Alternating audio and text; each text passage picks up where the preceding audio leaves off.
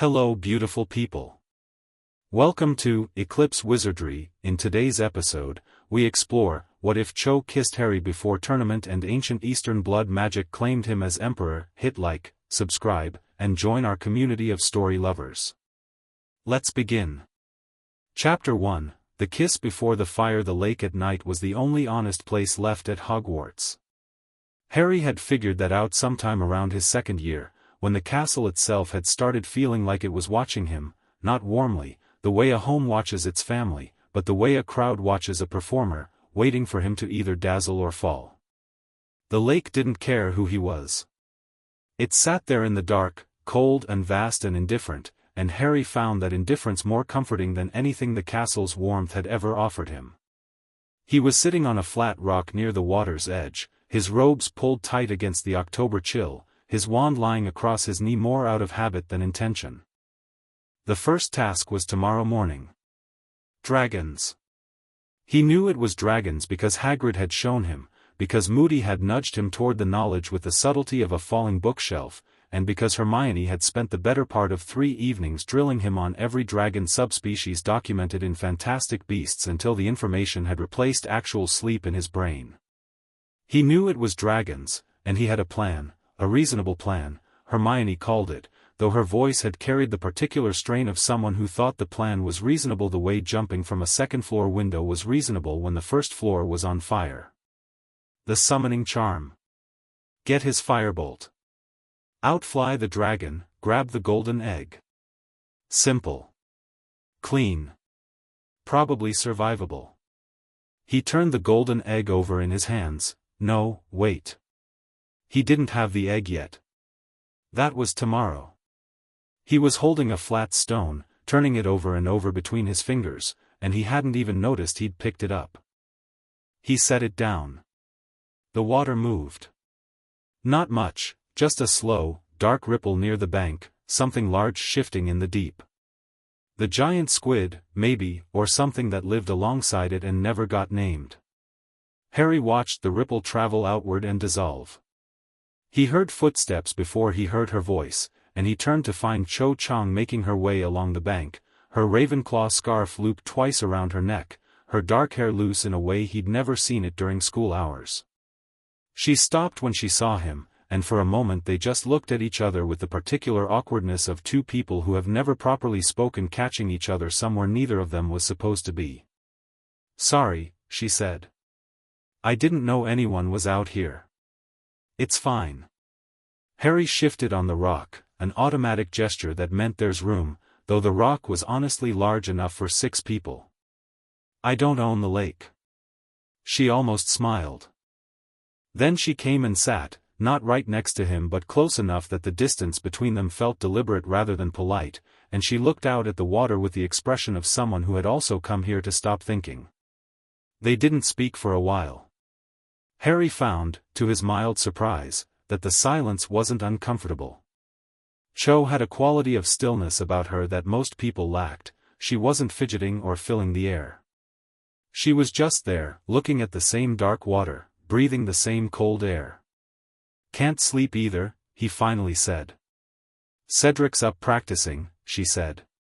"He's been in the common room since 11 with a stack of notes and a pot of tea gone cold. I couldn't watch any more."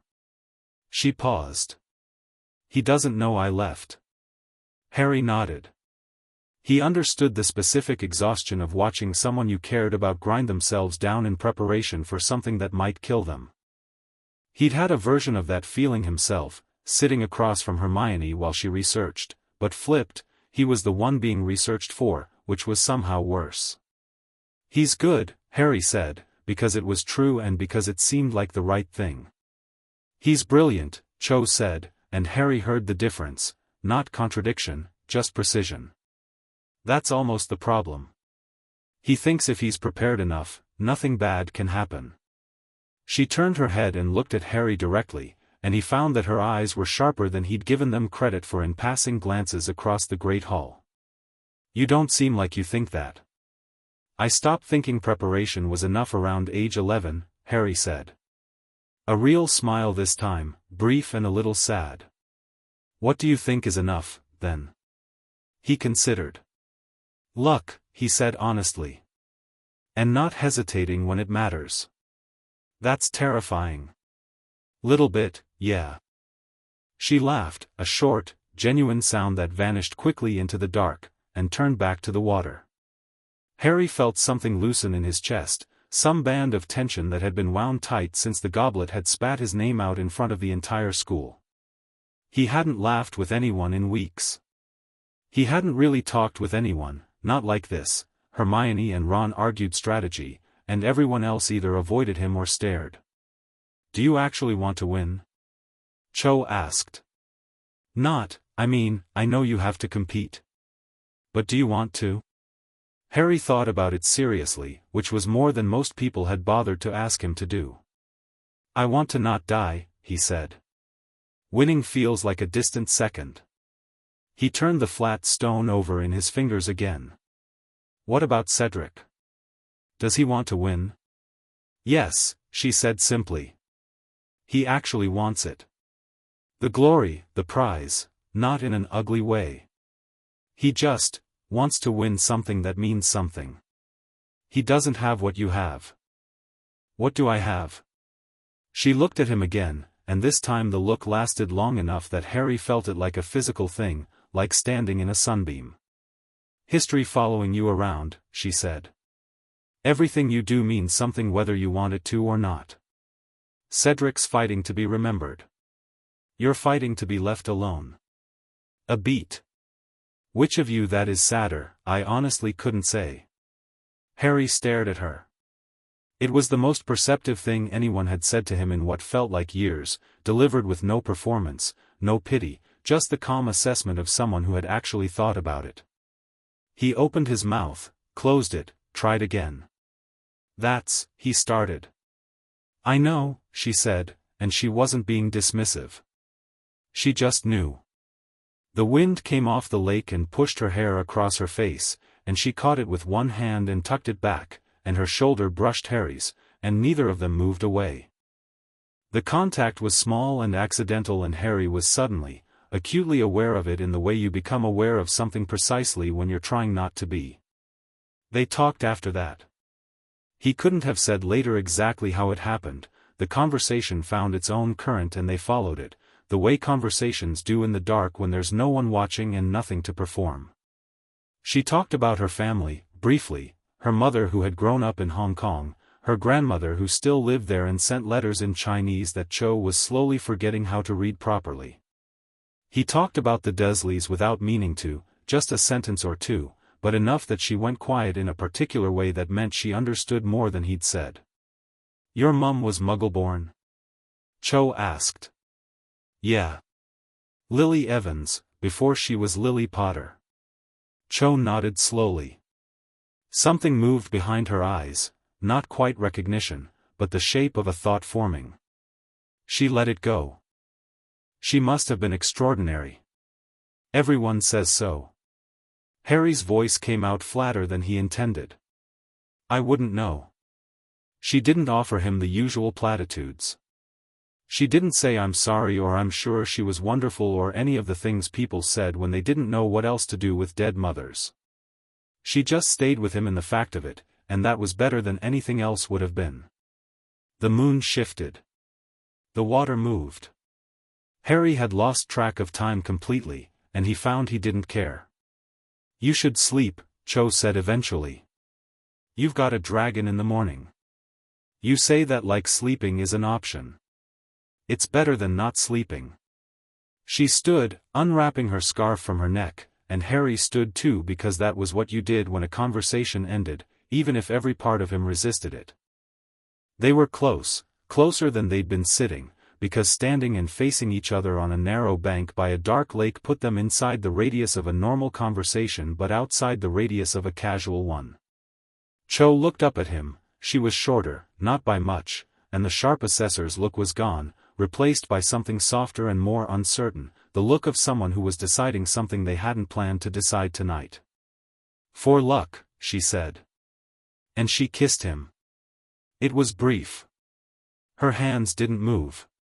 It was lips on lips in the cold October air, nothing more, the kind of kiss that exists right on the border between friendship and something else, the kind that could be called nothing if you needed it to be. Except something happened. Harry felt it the instant her lips touched his, not in the obvious places, not the warmth that flooded his face or the sudden stunned stillness of his body, but deeper. In his chest. In his sternum, specifically, like someone had pressed a key into a lock he hadn't known was there, and the tumblers were turning, and something that had been sealed for a very long time was deciding whether to open. It didn't hurt. That was the first thing he registered when she pulled back and he stood there in the dark trying to remember how his face worked. His scar, which had become something of a barometer for magical wrongness, was utterly silent. Whatever was happening in his chest had nothing to do with Voldemort. It had nothing to do with curses or darkness or old wounds. It felt like a door opening. Cho stepped back. Her expression had shifted into something he couldn't immediately read, startled, yes, but not by him. By herself, maybe. By whatever she'd felt, because her hand had come up to her own chest briefly before she lowered it, as if she'd felt something too. She started. Yeah, Harry said. She went. He watched her walk back along the bank toward the castle, and he stood there in the dark with the strange new sensation of something enormous and quiet settling into the center of his chest, fitting there like it had always belonged, like he'd spent 14 years with a space in him he'd never thought to question. The lake was dark. The water was still. Harry stood there for another 10 minutes, pressing his palm flat against his sternum, feeling the warmth pulse gently back. Then he went inside. He did not sleep. Dawn came the way it always did on days you'd been dreading, faster than felt fair, gray light seeping through the dormitory curtains before Harry had come close to deciding he was ready. Ron was already up, sitting on the edge of his bed in a state that occupied the territory between guilt and anxiety, the emotional address he'd taken up residence at since the falling out and subsequent making up that had left things technically repaired but practically fragile. "How are you feeling?" Ron asked. "Fine," Harry said, which was not entirely true but was true enough for morning. He dressed in the gray light and noticed, pulling on his shirt, that there was something on his chest. He stopped. Over his sternum, directly over the place where the warmth had settled last night, there was a mark. Not a scar, nothing dark or raised or wrong feeling. It was a pattern, fine as brushwork, the color of old ink drying on parchment, and it covered an area roughly the size of his palm. He traced it with one finger and felt the warmth pulse in answer, steady and calm, like a heartbeat that wasn't his own heartbeat but had decided to share the space. The pattern was composed of lines and shapes he didn't recognize. Not runes, he'd seen enough runes in Hermione's textbooks to know they weren't that. Not any symbol system he'd encountered in 3 years of magical education. Whatever it was beautiful in the abstract way of things designed for function rather than decoration, the beauty of a well-made lock, of a perfect equation. "Ron," he said. "Yeah? Come look at this." Ron came and looked. His expression cycled through confusion, alarm, and landing finally on "I am not qualified for this." "Did that hurt?" "No." "When did?" "Last night. I think." Harry pressed his palm over it. The warmth again, that patient pulse. "I'm going to show Hermione." Hermione's reaction was more productive and more alarming in equal measure. She stared at it for 30 seconds without speaking, which for Hermione was practically geological time. Then she said, "I don't know what that is," and the fact that she said it without any defensive qualifier, "no yet, no but I'll find out," just straight acknowledgement of ignorance, told Harry she was genuinely unsettled. "Is it dangerous?" Harry asked. "I don't know," she said again, and that was somehow worse. "It doesn't feel dark." "Does it feel dark to you?" "It feels warm," he said. "It feels like it's mine." Hermione's eyes narrowed. She was already reaching for her bag. "Tournament first," Harry said. "Research after. Unless it kills me, in which case research won't matter. She did not find this funny, but she did close her bag. The Quidditch pitch had been transformed. Harry stood in the tent with the other 3 champions and felt the roar of the crowd through the canvas walls like a physical thing, a pressure, the sound of several thousand people arranging themselves into an audience for something that might go very wrong. The champions' enclosure smelled of canvas and cold grass and the particular sharpened quality of pre-danger air. Fleur was pale but composed. Krum was stone-faced in the way of someone who had decided to save their reactions for things that actually happened. Cedric was, Harry looked at him sideways, Cedric was steady. Not careless steady, not performing steady, but genuinely centered in a way that made Harry briefly and unexpectedly like him. Cedric noticed Harry looking and offered a nod. Harry nodded back. Bagman explained. Golden eggs. Dragons. Dragon nests. Get the egg, earn points, don't die. He didn't say the last part, but it was implied in the structure of the whole enterprise. Harry turned the number 4 in his fingers, he'd drawn it from the bag, and thought about his plan. Summoning charm. Firebolt. Outfly. He pressed his free hand against his sternum. The warmth was there, steady as ever. Whatever it was, it had stayed with him through the night. The first champion went, Fleur, her name drawn first, her exit from the tent met with a wall of sound from outside. Then Krum, then Cedric. Harry stood alone in the tent for exactly the time it took him to breathe twice. Then Bagman appeared at the entrance with the expression of a man who found this all very exciting and was trying not to show it too obviously. Your turn, Harry. Harry walked out of the tent. He'd expected fear.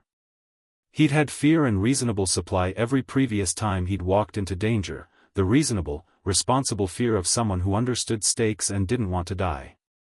He looked up at the stands, 10,000 faces aimed at him, the screaming crowd and the press boxes and the judges' table, and waited for the fear to arrive. Instead he felt the warmth in his chest pulse once, deep and clear, like a bell struck once in an empty room. He looked at the dragon. The Welsh Green occupied its nesting space with the total commitment of something that has never, in its entire evolutionary history, had cause to be afraid. It was enormous, house-sized, smoke trickling from its nostrils, its scales the particular dark green of deep forest at night. It turned one massive eye toward Harry and tracked him with the flat, measuring intelligence of an apex predator assessing whether the new arrival constituted a threat or a meal. Harry raised his wand. Accio Firebolt. The crowd waited. The dragon's tail swept once, slowly, disturbing the gravel of the nest. Harry kept his eyes on it while he waited, not the casual glance of someone confident, but actual attention, actual interest, looking at the creature the way you look at something that deserves to be looked at. His firebolt arrived with a sound like a comet.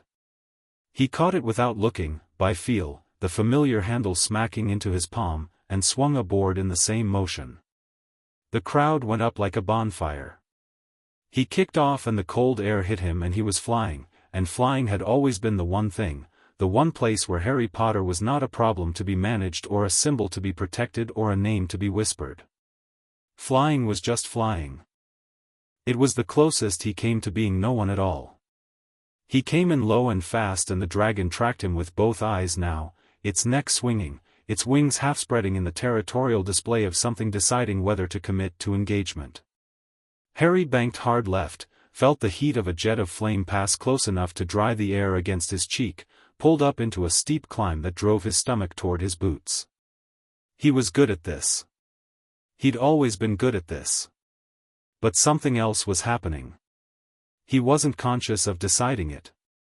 He pulled out of the climb and dropped into a level hover, maybe 20 meters above the nest, and looked down at the dragon directly, and the warmth in his chest opened, the only word for it, the only word that fit, and something flowed outward from that warmth like water finding a channel. The dragon stopped. Not the freezing stop of something hit by a spell. Not the confused stop of something distracted. It stopped the way things stop when they recognize authority, the deep animal recognition of a hierarchy that predates language, predates magic as Harry had been taught to understand it. Its wings folded. Its head lowered, not all the way, not prostrate, but acknowledging, in the way large and powerful things acknowledge things that are larger and more powerful. The crowd had gone completely silent. Harry stared at the dragon. The dragon stared back. Between them, something that had nothing to do with spells passed in both directions, and the Welsh Green shuffled sideways on its great feet, turned its head away, and, with the dignity of something that has made a considered choice rather than submitted to force, stepped aside from the nest. Harry landed. He walked to the nest. He picked up the golden egg. 60,000 people exploded. Harry stood in the nest with the golden egg under his arm and the dragon 20 feet away, regarding him with an expression that, if dragons could be said to have expressions, looked somewhere between resigned and thoughtful. He looked up at the judge's table and found Dumbledore standing, his hands at his sides, his long face wearing an expression Harry had never seen there before. Not pride. Not concern. Recognition. And something else, something controlled, something Harry might have called calculation if the headmaster's eyes hadn't been quite so careful, quite so contained, quite so much the eyes of someone putting pieces together very quickly and not liking where they were landing. Harry looked away from him first. He walked out of the enclosure, golden egg in hand, and the roar of the crowd followed him like a wave, and he pressed his free hand once against his sternum and felt the warmth answering, steady and content. Whatever had woken up in him last night didn't feel like a gift. It felt like a birthright. The medical tent afterward was chaos of the organized kind, Madame Pomfrey moving through with dignity and assessing eyes, students pressing in at the entrance until a pair of prefects physically blocked the canvas flap. Harry sat on a cot in the corner and let Madame Pomfrey examine the minor burn on his left forearm, the near miss, the dried air heat, and said yes and no in the appropriate places while his brain did something entirely different. He thought about the moment the dragon stepped aside. He thought about the warmth opening outward. He thought about how it hadn't felt like a spell, hadn't felt like he'd done something, it had felt like being recognized, like something in him had simply made itself known and the dragon had understood what it was looking at. He thought about Cho. For luck, she'd said. He thought about the mark on his chest, that fine brushwork pattern in the color of old ink, and the way Hermione's face had gone carefully blank when she admitted she didn't know what it was. Fred and George arrived before anyone official did, pushing through with the authority of people who have decided the rules don't apply to them and are prepared to brazen it out if challenged. They were grinning identical grins, which meant either Harry had done brilliantly or he'd done something so spectacular it had looped back around to brilliant. "Mate," George said. "The dragon," Fred said. "The dragon," George said again, as if repetition conveyed the magnitude. "I know," Harry said. "You looked at it," Fred said, leaning in with the expression of someone reporting something he'd witnessed with his own eyes but still couldn't fully process, and it just moved. Like it was asked politely and it said fair enough. "First time I've ever felt sorry for a dragon," George said. Bit dignified, the way it shuffled off. Harry almost smiled. Almost. "Is Cedric all right? The others?" "Cedric's fine, got a burn on his shoulder," Pomfrey sorted it. Crumb lost an eyebrow. George paused. "Don't laugh, it's not, it's a little bit funny. Fleur's got minor burns, she's irritated about it." He looked at Harry with something that was less joking and more genuine. "What was that, Harry? What you did?" "I don't know yet," Harry said honestly. They looked at him for a moment, reading the truth in his face, and then Fred nodded slowly. "When you do know," he said, "tell us. Not gossiping. Just want to know you're all right." Harry nodded. "Thanks."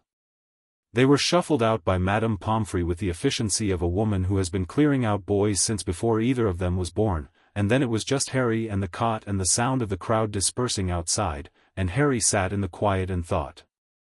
Hermione appeared at 4 in the afternoon. She came with a book under each arm and a third balanced on top, and she sat down across from him with the specific focused intensity of someone who has been thinking hard for several hours and has arrived at conclusions that are bothering them. "I looked at the mark," she said. "I know, I was there." "No, I mean I went to the library." She opened the top book, a thick volume with Eastern characters on the spine that Harry couldn't read. "I found it, Harry." Or, "I found something. It took me 2 hours to find this because it's not in any of our standard texts, it's not Western magic at all, and I had to go into the reference section and find a volume that most people don't, Hermione." "Right. Sorry." She turned the book and showed him a page. There, reproduced in crisp black ink, was a variation of the pattern on his chest, smaller, a reference illustration, but unmistakably the same structure of lines and shapes. Above it, in English, a heading read, "The Long Dragon Court, Imperial Blood Seals of the Eastern Tradition, documented ca. 200 BCE. Harry read it twice. Then he looked up. "Blood seals," Hermione said, her voice careful and precise the way it got when she was both excited and alarmed, "are ancient Eastern magic used to mark lineage.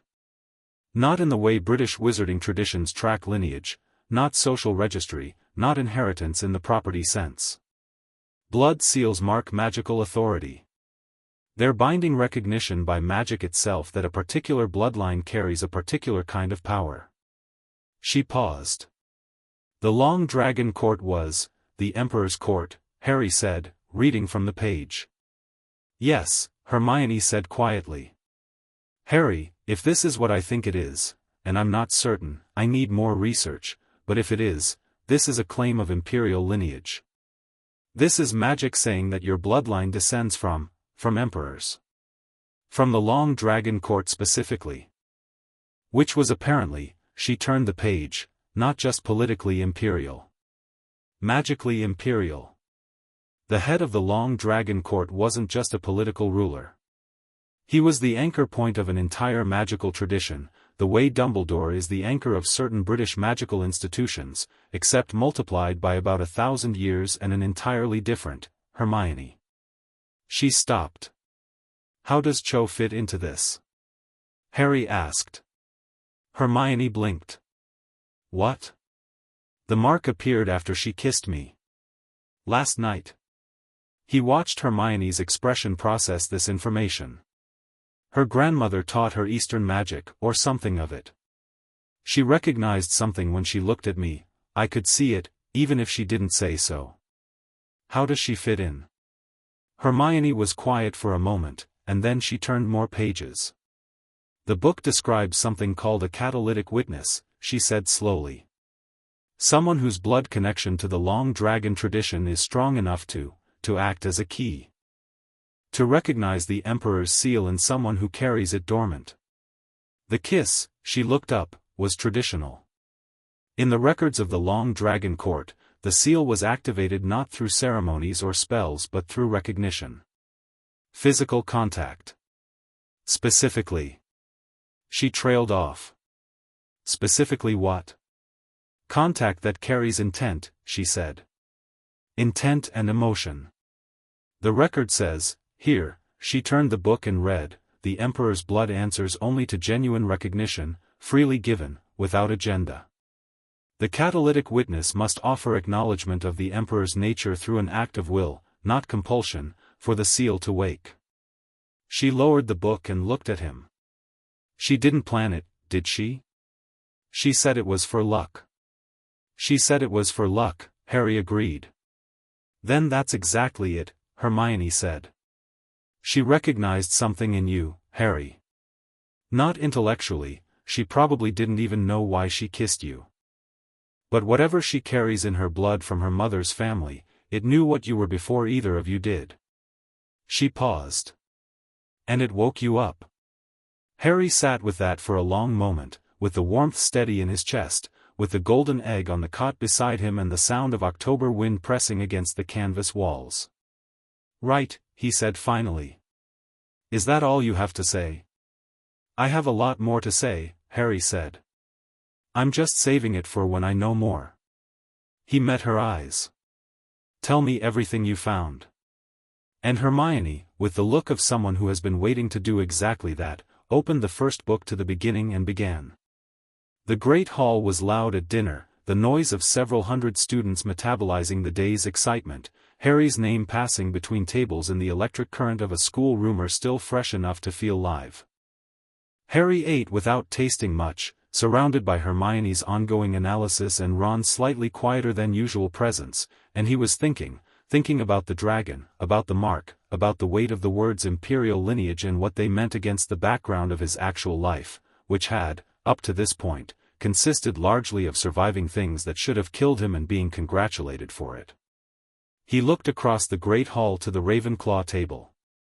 Cho was there, sitting between two friends, laughing at something one of them had said, but her eyes had already found his before he found hers, or maybe they'd found each other simultaneously, which amounted to the same thing. She held his look for a moment, and in that moment Harry saw what he'd seen on the riverbank, not surprise, not confusion, but that shape of a thought forming, a recognition happening, the look of someone who had felt the lock turning to and was putting together why. He nodded to her, just slightly. She nodded back. Then Cedric Diggory sat down beside her with his bandaged shoulder and his genuine smile and put his arm around her, and Cho turned to him, and Harry turned back to his plate. The warmth in his chest didn't change. It didn't surge or dim or react to what he'd just seen. It simply persisted, patient and certain, in the way of something that has been waiting a very long time and has learned that waiting is simply another kind of strength. Harry ate his dinner. He thought about emperors. Somewhere in the castle, in an office full of instruments that whirred and clicked and told their complicated mechanical truths, one of Dumbledore's silver devices, a particularly fine one, delicate as a spider's web, ancient as anything else in the room, had begun, quietly and without fuss, emitting a sound it had never made before. Not an alarm. A greeting. Chapter 2. The mark that answers. Hermione had commandeered a corner of the library with the focused aggression of a general claiming high ground. 3 tables pushed together, books spread across all of them in an arrangement that looked chaotic but which Harry had learned, through long experience, had an internal logic only Hermione could navigate. She'd been here since 6 in the morning, he knew because the librarian, Madame Pants, had mentioned it with an expression caught between admiration and concern when Harry arrived at 7:30 with 2 cups of tea he'd charmed to stay warm. He set one in front of Hermione without comment. She picked it up without looking, drank, and turned a page. Ron arrived at 8, looked at the spread of books, and sat down in the one chair that didn't have anything stacked on it with the expression of a man settling in for something long. "Right," he said. "What do we know?" "Enough to need more," Hermione said. She finally looked up, and Harry could see she hadn't slept much. There was a brightness in her eyes that was less rest and more momentum, the particular energy of someone whose brain had been running all night and hadn't seen fit to stop.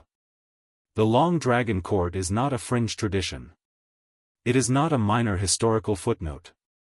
It was one of the most significant magical governing bodies in recorded history, predating the European ministries by over 1,000 years, and the reason most Western wizards have never heard of it is precisely because Western wizarding institutions have never been particularly interested in documenting power structures they didn't invent.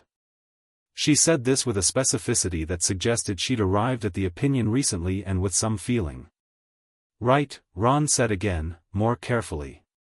"The court governed what we'd now call a significant portion of Eastern Asia, not in the Muggle political sense, or not only that, but in the magical sense. The Emperor wasn't a political figurehead who happened to be a wizard.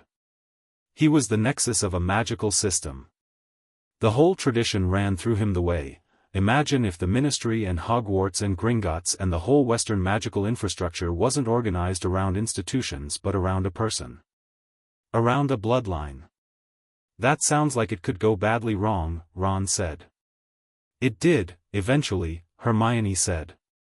"Which is partly why the court dissolved and the bloodline scattered. But before it dissolved it lasted over 2,000 years, and in those 2,000 years the magical tradition it maintained was," she looked for a word and settled on, "unlike anything we've been taught. The texts that survive describe things that Western magic has no framework for. Not dark magic. Not light magic. Something else. Something older. Harry had been listening with his chin in his hand, watching her. Now he said, and my mother's bloodline. Hermione sat back. Yes. That's the part I've been trying to map carefully, because I don't want to tell you something and be wrong. She found a specific page, a genealogical diagram reproduced in small, cramped detail. The Long Dragon Court had an outer court and an inner court. The inner court comprised the imperial bloodlines directly, the emperor's family, his extended lineage. After the court's dissolution, those bloodlines dispersed. Some went west. The records are fragmentary because there was clearly a period of deliberate obscuring, people hiding who they were, which given the political circumstances makes sense. She looked up. One branch, documented in 3 separate sources I've found, went west and eventually settled in what is now Britain. The name changes several times. But there are markers, specific magical characteristics, specific things that appear in each generation, that act as a thread you can follow. What kind of characteristics? Harry asked. An affinity for creatures. Not just the general magical rapport, something specific, something that goes deeper. Unusual magical power that manifests young and dramatically. And, she paused, a tendency to survive things that should be fatal. Not because of protection spells or luck. Because the magic itself responds to threat in a way that isn't taught, isn't learned. The 3 of them sat with that. His mum, Ron said quietly. Hermione nodded. Lily Potter. Her maiden name was Evans, which the records suggest was itself a simplified version of something older. I can't prove the direct line yet, I need different sources, and I've written to 3 different academic contacts asking for texts I can't get here. But Harry, she looked at him directly, the mark on your chest. The seal of the Long Dragon Court. It doesn't appear randomly. The texts are very clear on this. It appears in response to the genuine presence of imperial blood. The kiss was the catalyst, but the magic was always there. It was yours before last night. It just hadn't woken yet. Harry pressed his hand flat against his sternum. The warmth answered immediately, that steady pulse, like it was glad to be acknowledged. Why did it take 14 years to wake up? Because you needed both things, Hermione said. The carrier and the witness. Your blood alone wasn't enough, or rather, it was enough, but it needed recognition from someone with a connection to the tradition. Someone whose own blood knows what yours is. She glanced at her notes. The Chang family. You looked into Cho's family? I looked into what the texts say about catalytic witnesses, Hermione said carefully. I wasn't prying into her specifically. But the description is consistent with what you said about her grandmother, the Eastern magic she learned. Cho's maternal lineage likely carries outer court blood. Not imperial lineage, but blood that was connected to the court in its time. Connected enough to carry the recognition capacity. She folded her hands on the table. She didn't know what she was doing, Harry. When she kissed you. She acted on instinct, and the instinct came from something she probably doesn't even fully understand herself. I think she suspects something, Harry said. The way she looked at me at dinner. Then she needs to be part of this conversation, Hermione said. Agreed, Harry said. Ron had been quiet through most of this, which was unusual enough that Harry glanced at him. Ron was turning his own cup in his hands, staring at the table with the expression of someone processing something at speed. He looked up when he felt Harry's attention. I just want to say, Ron said, that I'm completely fine with this. In case there was any question. My best friend being descended from ancient emperors, he paused, actually that explains a few things, doesn't it? Does it? Harry said. You've never been afraid of things that should frighten you. Not really. Not in the way the rest of us are. Ron said it without any bitterness, just observation. Like the fear is there but it doesn't run you. Never did. He shrugged. Thought it was trauma, honestly. Turns out it might be bloodline. Could be both, Harry said. Could be both, Ron agreed. Cho found Harry first, which he hadn't expected but probably should have. He was crossing the courtyard between the library and the main castle, alone. Hermione had stayed to keep reading, Ron had gone to Quidditch practice out of habit even though they didn't have a team this year, and Harry was navigating the mid-morning crowd of students with the specific peripheral awareness of someone who knew they were being watched from multiple angles and had learned to simply not react to it. Harry. He stopped. Turned. She was standing at the edge of the courtyard near the stone archway, her bag over one shoulder, her Ravenclaw tie slightly looser than regulation. It was a small detail but it told him she'd been somewhere private recently. Somewhere she could stop performing.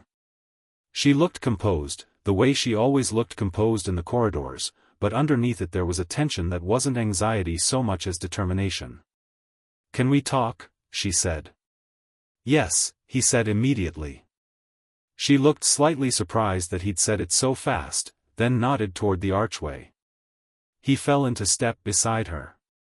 They walked without speaking until they reached one of the small alcoves off the eastern corridor, a place used by students since approximately the castle's construction to have conversations they didn't want overheard, the stone worn smooth where generations of elbows had rested, and stopped.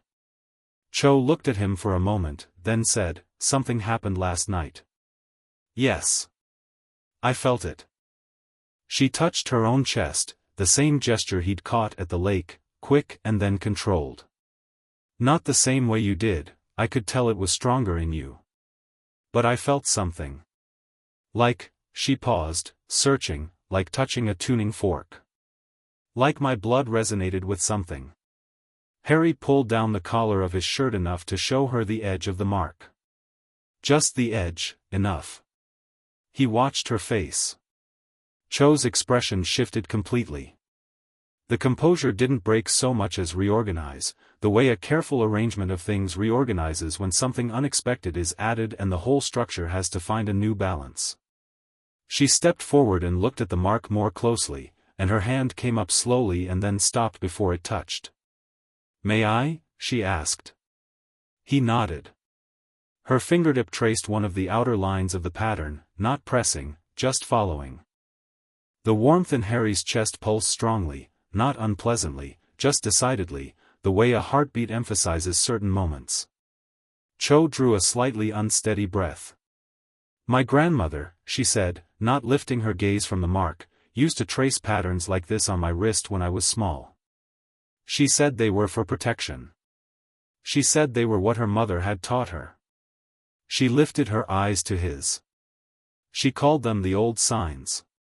She never explained what that meant, and I was young enough that I didn't ask properly, and then she became unwell, and I lost the chance to ask. A pause. "I didn't understand what they were until this morning."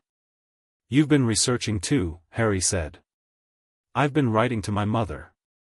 She called it a blood recognition. Cho's voice was careful, the way it was careful on the lakeside, precise, not performing. She said her grandmother, my great-grandmother, used to speak of the old court. That some families carried the memory in their blood even when they'd lost the knowledge in their minds. She looked at the mark again. "The seal on your chest, I've seen the shape of it before, Harry. Not the exact one, but the structure. The grammar of it. My grandmother was drawing it for me in pieces without me knowing that's what she was doing." She stepped back. Her eyes were very bright. "I didn't mean to wake it up. I know. If I'd known, Cho." He waited until she looked at him. "I'm not angry. Whatever it woke up, it's mine. It's always been mine. You just opened the door. I don't hold that against someone for opening a door." She looked at him for a long moment. "You're remarkably calm about this." "I've had a lot of practice being calm about things that should be panicking me." Something in her eyes shifted, the same shift from the lakeside, the careful assessor becoming something warmer without losing its sharpness. "What are you going to do?" "Learn," Harry said. "As fast as possible." And then, he thought about the dragon stepping aside, about the warmth in his chest, about 14 years of surviving things that had no business being survivable, and then I'm going to stop pretending to be smaller than I am. Cho held his gaze and then nodded, once, decisive. "Then I'll help. I know things about the Eastern tradition that your friend Hermione won't find in Hogwarts library. What my grandmother taught me, even the fragments, even the half-remembered pieces. They're yours if you want them." "I want them," Harry said without hesitation. She nodded again. Then, because she was Cho and she was precise even in personal moments, "Cedric doesn't know I came to find you. I should tell him something, because I'm not going to lie to him about this, but I need to think about how." "Tell him the truth," Harry said. "The simplified version, that something happened at the lake, that it involves old magic, that you're helping me understand it. He doesn't strike me as someone who can't handle the truth." Cho looked at him with an expression that said this was an accurate assessment. "No," she said quietly. "He can't handle it gracefully, but he can handle it." She picked up her bag. "I'll find you tonight. Bring what you have." She left. Harry stood in the alcove and felt the mark warm against his sternum, and allowed himself, briefly, a moment of something that was almost peace. The afternoon went sideways at 3 o'clock. Harry was crossing the second floor with his bag and his thoughts when he nearly walked directly into Draco Malfoy, which would have been manageable, except that Malfoy had 4 Slytherins with him and was wearing the badge, the one that read "Potter stinks" in pulsing green letters, and had the particular expression of someone who had been waiting for an audience to try something. "Potter," Malfoy said, and his voice carried the smug, carrying quality he always deployed when he had backup. "Saw you with the dragon this morning. Very impressive. The dragon ran away from you." He paused to let his friends produce the obligatory laughter. "Or maybe it just felt sorry for you." Harry stopped. He looked at Malfoy. This was the moment he always negotiated, the calculation of whether engaging was worth the energy, whether Malfoy's baiting deserved response or silence. He'd chosen silence many times. He'd chosen sharp retorts. He'd walked away, he'd hexed back, he'd done all the variations. Today something was different. He looked at Malfoy and felt the warmth in his chest, and what he felt toward the boy in front of him was not anger, not contempt, it was something quieter and more complete. The feeling of looking at something that does not constitute a threat and knowing it in your bones. "Malfoy," Harry said pleasantly. Malfoy blinked. He'd been expecting either anger or indifference. Pleasantness threw him. "What?" Malfoy said. "Nothing. I was just thinking that there's a specific kind of person who needs 4 friends with him to say something to someone alone." Harry's voice was conversational, genuinely mild. "I've never figured out if it makes you feel stronger or just less obviously weak."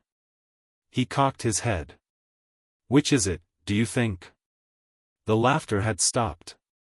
Malfoy's expression had gone through several things quickly before settling on cold fury. "Watch yourself, Potter." "I am," Harry said. "I'm watching myself walk away from something that doesn't matter." He started walking. "See you, Malfoy." He heard the hissed conference behind him, the sounds of Malfoy deciding whether to escalate, and then deciding, correctly, as it turned out, because something in Harry's tone had registered at the level beneath conscious thought where instincts lived, not to. Harry rounded the corner and kept walking. He wasn't shaking. That was the thing. The thing he noticed first and turned over with something like wonder. He wasn't carrying the residual heat of the encounter, the leftover adrenaline, the slight tremor in his hands that usually followed anything with Malfoy. He felt the same as he'd felt going in. Steady. Constant. The warmth in his chest pulsed once, approving. Dumbledore called him to his office at 5. The summons came through McGonagall, who delivered it with the specific professional neutrality of a person who was not going to editorialize about something she wasn't sure she understood. Harry followed her up to the gargoyle, gave the password, Sherbet Lemon, eternal and unchanged, and rode the spiral staircase up with his hands in his pockets. The office was exactly as it always was, the instruments whirring and clicking, the portraits of past headmasters dozing or watching with various degrees of alertness, Fawkes asleep on his perch with his head tucked in. But one instrument was doing something different. Harry noticed it immediately, a silver device on the desk, spider-web delicate, not much bigger than a walnut, and it was making a sound that Harry could feel more than hear. A low, clean, steady resonance. And it was oriented toward him. Dumbledore stood behind his desk and watched Harry come in with eyes that were, for once, doing none of their usual twinkling. They were clear and sharp and serious, the eyes beneath the performance, and they tracked from Harry's face to his chest and back with the precision of someone who already knew what they were looking for. "Sit down, Harry." Harry sat. He looked at the silver instrument. "Is that about me?" "It began responding last night," Dumbledore said, settling into his own chair.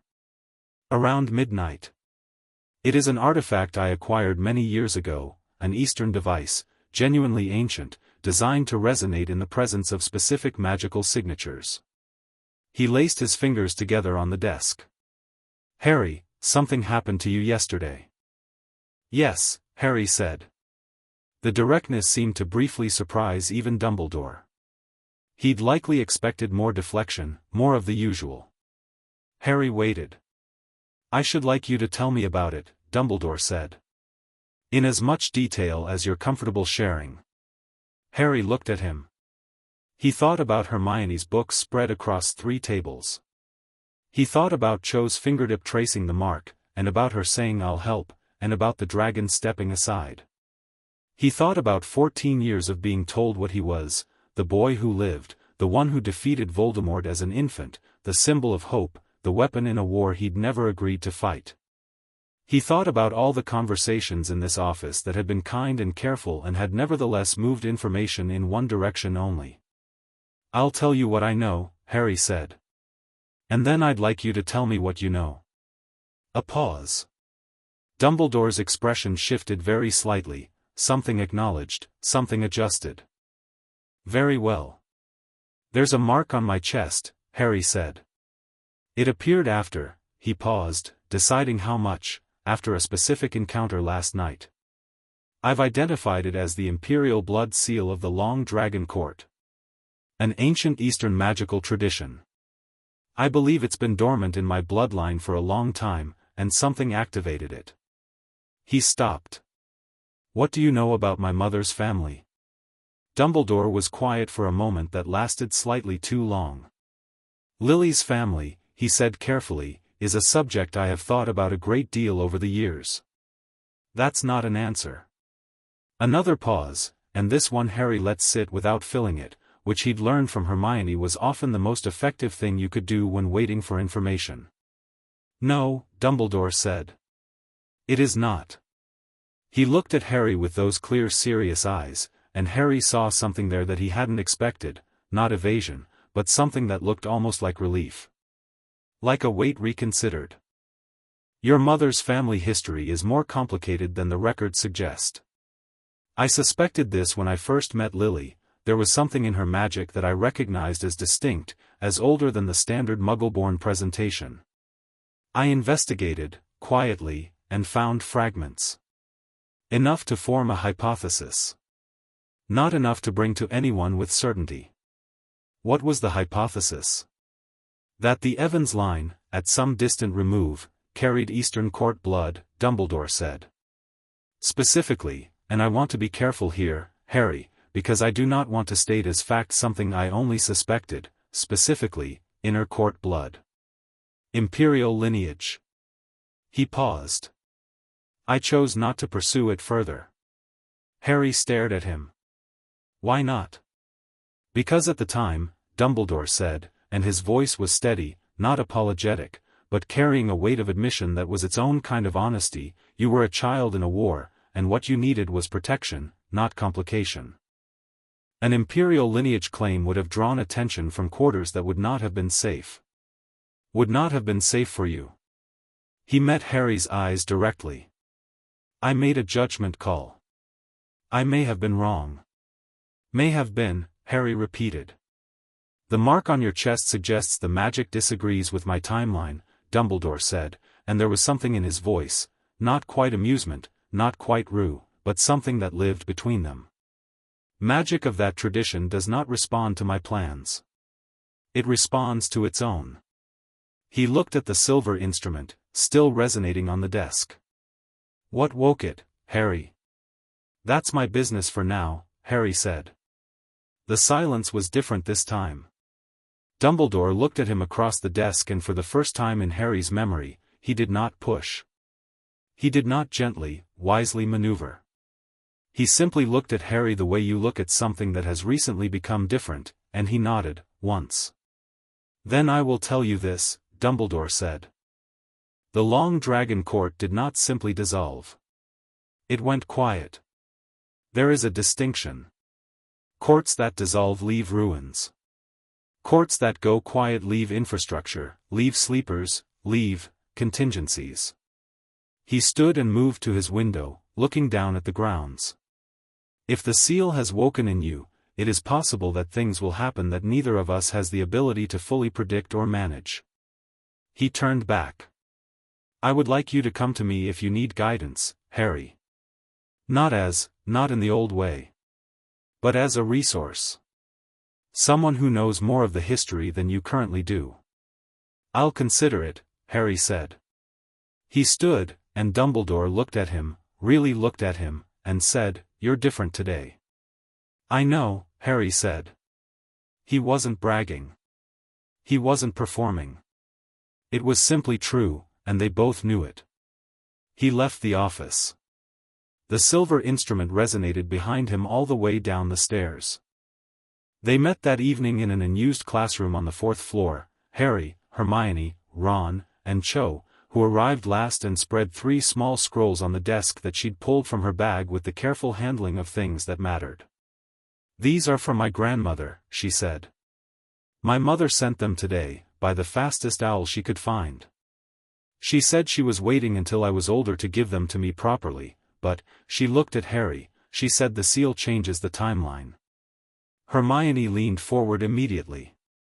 May I? After I explain them. Cho unrolled the first scroll, thin paper, dense with characters Harry couldn't read and occasional diagrams that matched the flavor of what he'd seen in Hermione's library book, but more specific, more personal. The Eastern magical tradition doesn't divide magic the way we've been taught. Light and dark isn't a distinction it makes. It divides magic by direction, inward or outward. Magic turned inward, toward control of self and understanding, and magic turned outward, toward the world.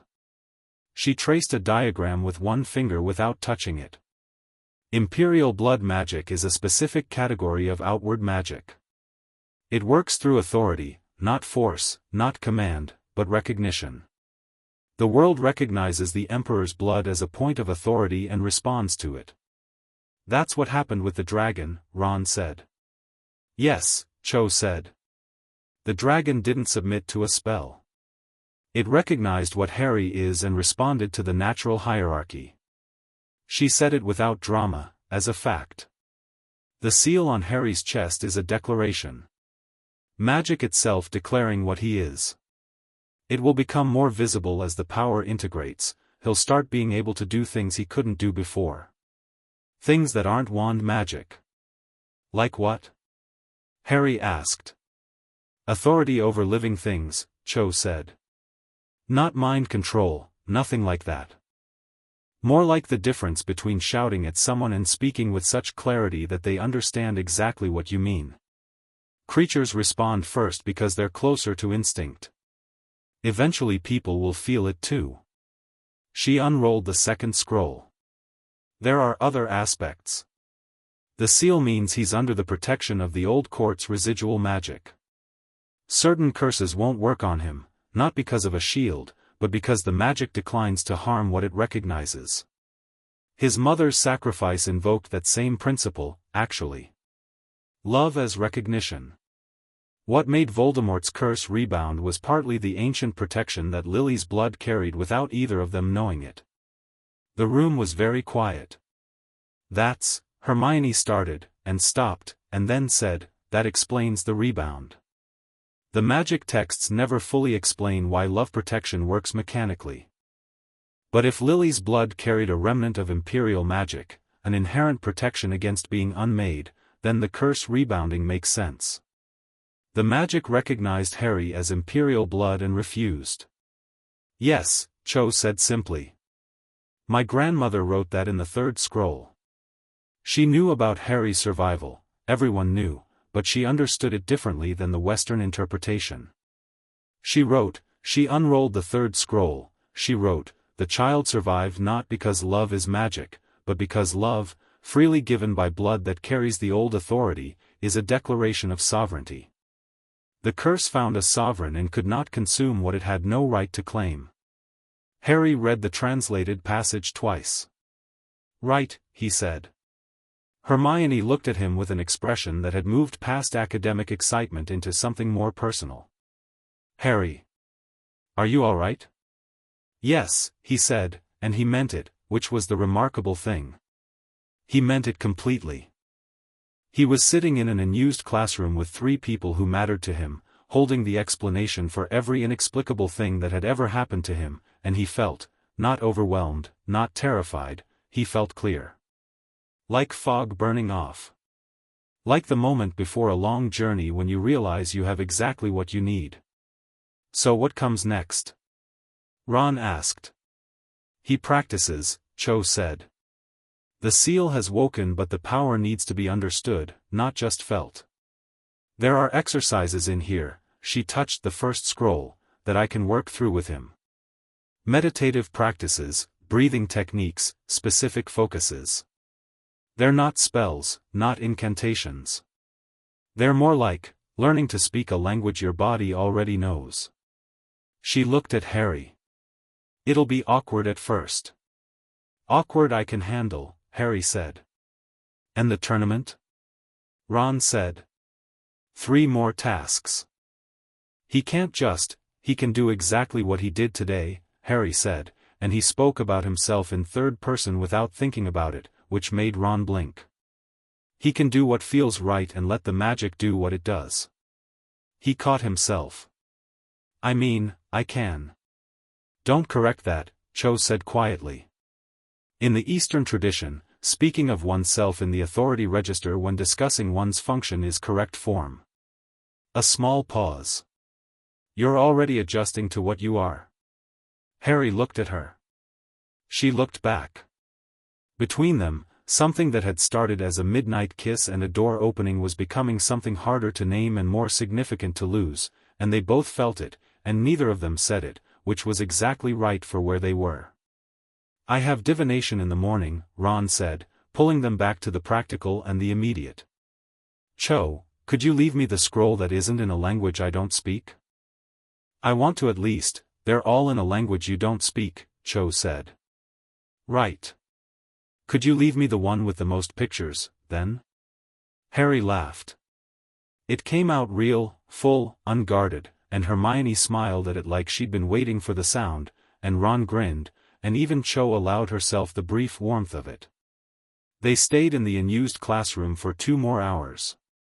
Cho walked Harry through the first of her grandmother's exercises, a focused breathing practice that sounded simple and was not, that required him to locate the warmth in his chest and, instead of just feeling it, to direct it. To let it extend into his awareness of the room around him, the way you extend a hand into water to feel the current. More actions request aborted. Write the next chapter now. Chapter 3, The Court Remembers the Owl arrived on a Tuesday. It was not a Hogwarts owl, not a standard post bird, not anything that belonged to the familiar taxonomy of castle correspondence. It was large and entirely white, with eyes the color of old amber and a stillness about it that made the other owls in the vicinity move away without seeming to decide to do so. It landed on the Gryffindor table at breakfast with the unhurried certainty of something that has never questioned whether it would be welcome, folded its wings with geometric precision, and fixed its amber gaze on Harry. The hall noticed immediately. Conversations dropped in concentric rings spreading outward from the bird's landing point, the way a stone dropped in still water sends rings to every shore. Harry set down his fork and looked at the owl, and the owl looked back, and the letter it carried was sealed with wax the color of deep red lacquer, pressed with a mark he recognized now, the same structural grammar as the seal on his chest, scaled down, formalized, institutional. He broke the seal. He read. The letter was in English, which he found he'd half expected not to be, but of course whoever had written it knew who they were writing to and had made the practical adjustment without making it a concession. The handwriting was precise and slightly angular, each character placed as deliberately as a chess piece. To Harry James Potter, of Hogwarts School, Britain, the Long Dragon Court acknowledges the waking of the Imperial Seal on the 16th of October, in the year of the present reckoning. The court has been informed of the activation event by means traditional to the bloodline and has verified its authenticity through channels we need not detail here. An envoy of the court will arrive at Hogwarts within the week to formally acknowledge the seal's heir and to discuss the obligations and authorities that attach to the imperial bloodline under the terms of the Long Dragon Compact, which remains binding. We recognize that you have been educated in the Western tradition and may find some of what follows unfamiliar. The court does not consider this a deficiency. It considers it a starting point. Wei Lishan, first envoy of the Long Dragon Court, will present himself to the castle's administration. We ask that you receive him. It would be courteous to do so. It would be wise also. The court extends its formal recognition. Harry read it twice. Then he folded it and put it in his pocket with the calm of someone deciding not to make a scene, and picked up his fork, and continued his breakfast. Hermione, who had read it over his shoulder from the first line, sat back down and wrapped both hands around her pumpkin juice and said nothing for approximately 10 seconds, which was genuinely impressive restraint. They already knew, she said. Letter says so. By means traditional to the bloodline. Harry ate a piece of toast. Whatever that means. It means the magic itself told them, Cho said from across the table. She had been arriving at the Gryffindor table for breakfast for 3 days now, a shift that had begun as practical, easier to discuss her grandmother's scrolls here than to meet separately, and had simply continued past practical into habitual, the way things do when nobody raises an objection. Cedric had noticed and had not objected, which was either grace or strategy or both. The seal waking is a signal. Like a flare. Old magic networks respond to it. An envoy, Ron said. He'd taken the letter from Harry's side of the table and was reading it. He says it would be wise to receive him. That's a little, is that a threat? It's just true, Cho said. The distinction matters, Ron said. Not as much as you'd think. She looked at Harry. Wei Lishan. I know that name. My mother mentioned him once, he's senior court. He's been the active envoy for at least 30 years, which means he's either very old or very good or both. What's he like? Harry asked. Cho considered. My mother described him as a man who says exactly what he means but is usually meaning 3 things simultaneously. She paused. She meant it as a compliment. Of course she did, Ron muttered.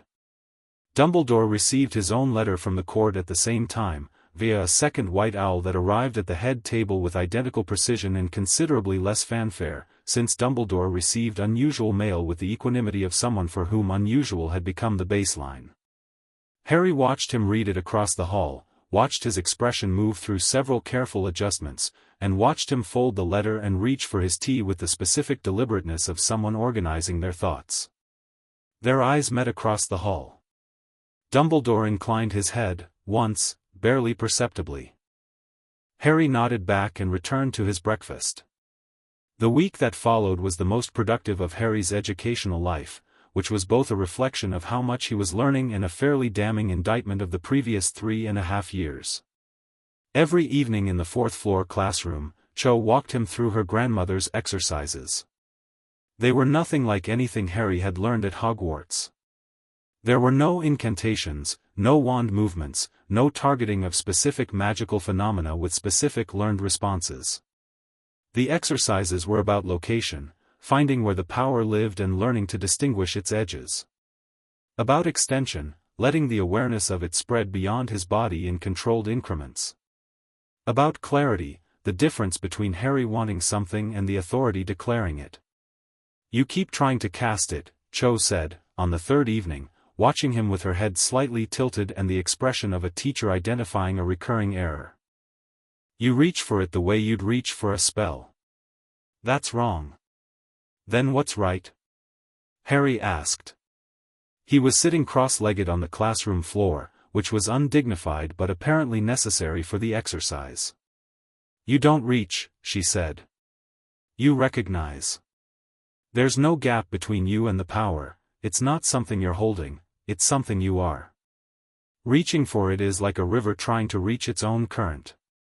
She sat across from him and her voice was patient but not slow, the patience of someone who had thought about this enough to explain it without condescension. "Try something. Without your wand, just sit there and think about the classroom. What's in it?" Harry closed his eyes. The classroom, empty desks, cold stone, the particular dusty smell of unused academic space. The fire that Hermione had lit against the autumn chill. 4 people. The warmth in his chest. "Now let that awareness sit," Cho said. "Don't push it anywhere. Don't try to do anything with it. Just exist in it." Harry tried. And for a moment it almost worked, the familiar warmth expanding very slightly, the edges of his awareness extending an inch beyond his skin and then he started noticing it was working and reached toward it instinctively and felt it retract like a startled creature. "Damn," he said. "Every time," Cho confirmed, but she was almost smiling. "This is like being told not to think about a white bear," Ron said from his desk in the corner where he'd been attempting to help and mostly watching. "That's actually an excellent analogy," Hermione said, not looking up from her translation work on the second scroll. They tried again. On the fourth attempt Harry stopped fighting his own instinct and just sat. And the warmth opened. And the classroom became something more than a room. He could feel the fire Hermione had lit not just as heat from a direction but as a presence, a small living warmth. He could feel the cold stone of the walls at the edge of the space, old and dense and patient. He could feel Cho directly across from him, not in a specific sense but in the way you feel someone you know well, a familiarity that had its own texture. He opened his eyes. Cho was looking at him with an expression of genuine satisfaction. "There," she said. "That's the start." "I couldn't do anything with it," Harry said. "You don't need to do anything with it yet. That's just you learning where you are." She tilted her head. "How did I feel just then?" Harry considered. "Present," he said. "Real. Familiar." He paused. "Clear." Something moved behind her eyes that she didn't perform and didn't quite conceal. She stood, efficiently, and turned to check something in her grandmother's scroll. "Good," she said. "That's correct." Hermione looked at Harry from behind her scroll with an expression that said she had opinions about what had just occurred and would keep them to herself for the time being, which was arguably the most restrained thing she'd ever done. Wei Lishan arrived on Saturday morning. Not the way visitors usually arrived at Hogwarts, not by carriage, not by broom, not emerging from the edge of the Forbidden Forest or climbing out of a boat on the lake. He simply walked up the main drive in the early grey morning light, alone, wearing dark robes that were not quite British in their cut and carrying a wooden staff that he used with the ease of someone who didn't need it but kept it for reasons of his own. He was older. Harry's first impression was old, followed immediately by the correction that old was not right, that the more accurate word was worn, in the way that interesting things are worn, with evidence of specific use rather than general time. He was brought to the entrance hall, where Dumbledore met him, and where Harry was already waiting because he'd known somehow, the warmth in his chest had shifted slightly after dawn, a new note in the pulse, like a key turning in a distant room, and had come down without being asked. Wei Lishan and Dumbledore regarded each other with the mutual respect of two people who understood that the other was not someone to underestimate, which is a specific and interesting form of meeting. Then the envoy looked past Dumbledore at Harry, and his expression underwent a change that was small in surface area and considerable in depth. He bowed. Not a small diplomatic nod, not a polite inclination. A proper bow, unhurried, full, the kind that means exactly what it means. Harry felt the mark on his chest warm sharply. "Imperial heir," Wei Lishan said. His English was accented and perfect. "The court sends its formal recognition." Harry looked at him steadily. He thought about saying please don't, thought about the automatic British impulse to deflect formality, to make himself smaller in the face of ceremony. He let the thought pass without acting on it. "Thank you," he said instead. "I've been expecting you." The envoy straightened and looked at him with those sharp eyes, dark and measuring and, Harry thought, fundamentally honest. The measuring wasn't the measuring of threat or hierarchy. It was the measuring of someone determining how much of the truth to lead with. "Then you have read my letter," Wei Lishan said. "And the seal is awake. I can see it." He said this matter-of-factly, not as performance. "We have much to discuss." "We do," Harry agreed. Dumbledore watched this exchange with the expression of a chess player watching an unexpected piece appear on the board. They were given a room. Dumbledore arranged it with his usual smooth efficiency, one of the castle's smaller receiving rooms, with a fire and a round table and enough chairs. Dumbledore seated himself without being invited and without self-consciousness, and Harry found he respected this. The headmaster was not going to pretend he had no interest in what was said. Cho was there. Harry had asked her specifically, and Wei Lishan had made no objection. In fact, when the envoy's eyes moved to her, something shifted in his expression into something warmer, more particular. He spoke to her briefly in Chinese, too fast for Harry to follow, and Cho replied in kind, and whatever passed between them seemed to satisfy something. "The Chang line," Wei Lishan said to Harry, settling back in his chair. "Outer court, 3 generations back. The recognition capacity in your young friend is genuine and was always likely to activate correctly. The court is," he paused, "we are glad it was her." "Why?" Harry asked. "Because some who carry the recognition capacity carry it with agenda," the envoy said simply. "She carried it with honesty. The seal is clean, it would not have woken if the catalyst had been otherwise." He looked at Harry directly. "You understand what you carry?" "I'm learning," Harry said. "Good answer. Better than certainty at this stage." Wei Lishan laced his fingers together, leaning forward slightly. "I will tell you what the court needs you to know, and I will tell you separately what I personally believe you should know, and I will make clear which category I am speaking from. Most envoys blend these two things. I prefer not to." "I appreciate that," Harry said. "What the court needs you to know, the Imperial Seal carries a set of obligations under the Long Dragon Compact. The compact is a binding made at the court's founding, magical, not merely legal, that ties the Imperial bloodline to specific duties toward the living world. Not political duties, not military ones. The duties are essentially magical in nature. The Emperor's bloodline exists to anchor specific deep structure magic that operates beneath the surface of the world. Think of it as load-bearing magic. Old, structural, the kind that keeps other things upright." He paused. "The fact that the bloodline has been dormant for generations has had consequences. Certain things have been becoming unstable." Hermione, who had come because of course she had, made a sharp involuntary sound. "What kind of things?" Wei Lishan regarded her with the faint interest of someone who appreciates intelligent interruptions. "Things that manifest to Western eyes as unconnected events. Unusual magical weather. Increased creature unrest. The thinning of boundaries between certain magical spaces. A pause. The rise of a Dark Lord. The fire crackled. Nobody spoke for a moment. You're saying Voldemort's rise is partly a consequence of the bloodline going dormant, Harry said. Not causally simple, the envoy said. Not because of, precisely. But the structural magic that would have dampened the conditions that allowed his rise was absent. The anchor was gone. Things that should have had resistance had none. He looked at Harry steadily.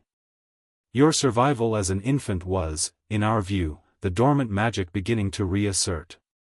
The seal finally waking is the reassertion completing. So what does that mean practically? Ron said from his chair, cutting through the elegance with the direct pragmatism that Harry had always valued in him. It means, Wei Lishan said, turning to Ron with genuine respect for the question, that as Harry integrates his inheritance, certain things will shift. He will become harder to harm, harder to deceive, and considerably more powerful than he currently understands. It also means that his presence acts as a counterforce, not aggressively, not like a weapon aimed at the Dark Lord, but structurally.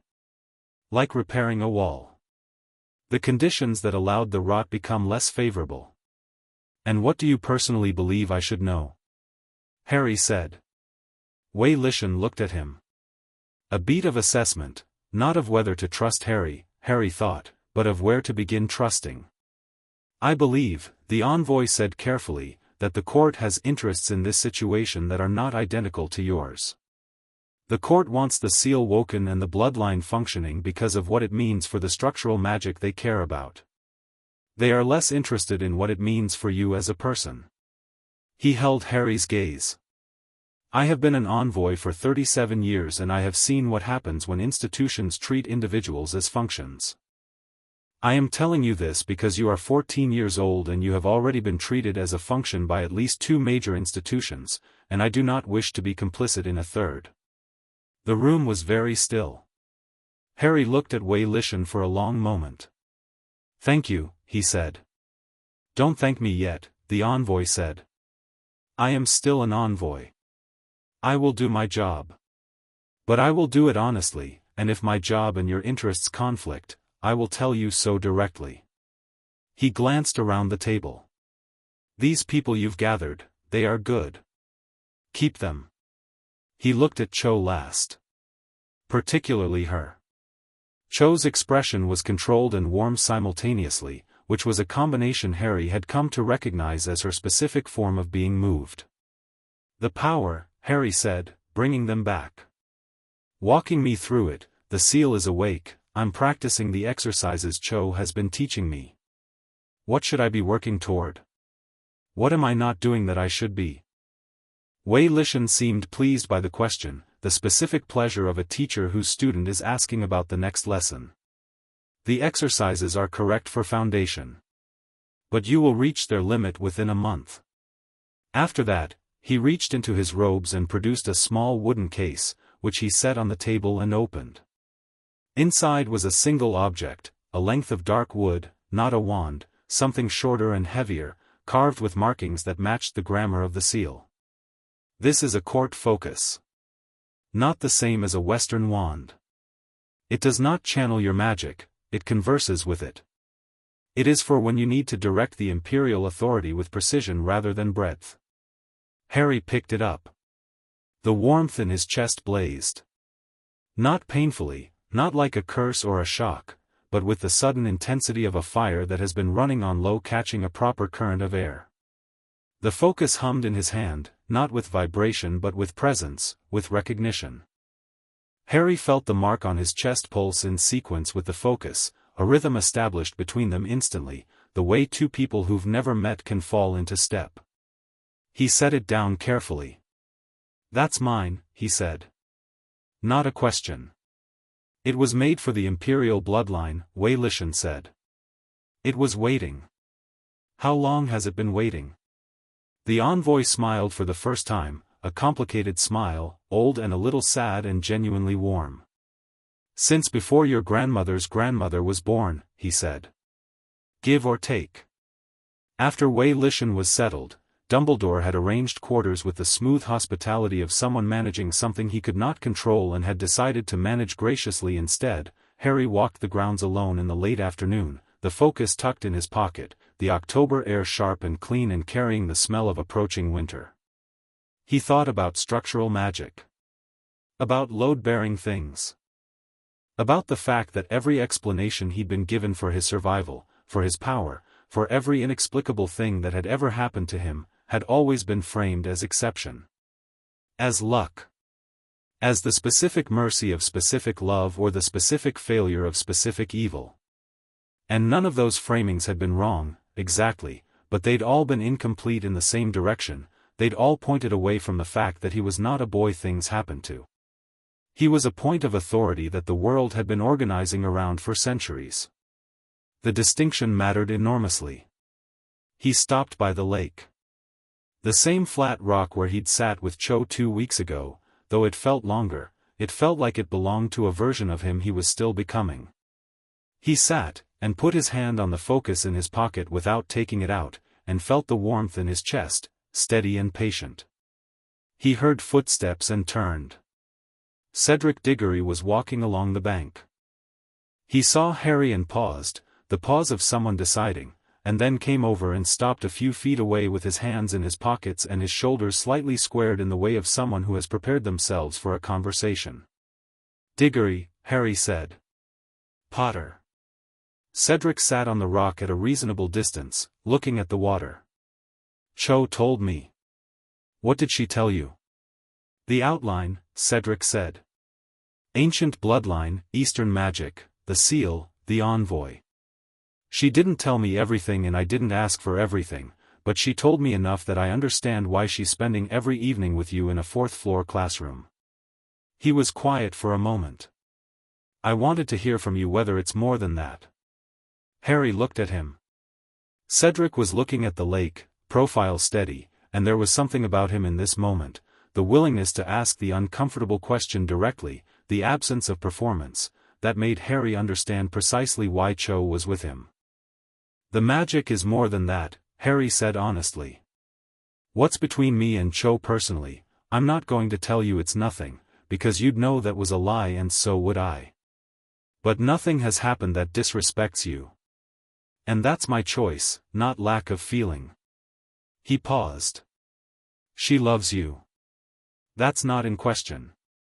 Cedric was quiet for a long time. The lake moved. A bird called somewhere in the trees. "Right," Cedric said finally. He stood, dusted off his robes with a motion that served no practical purpose but gave his hands something to do.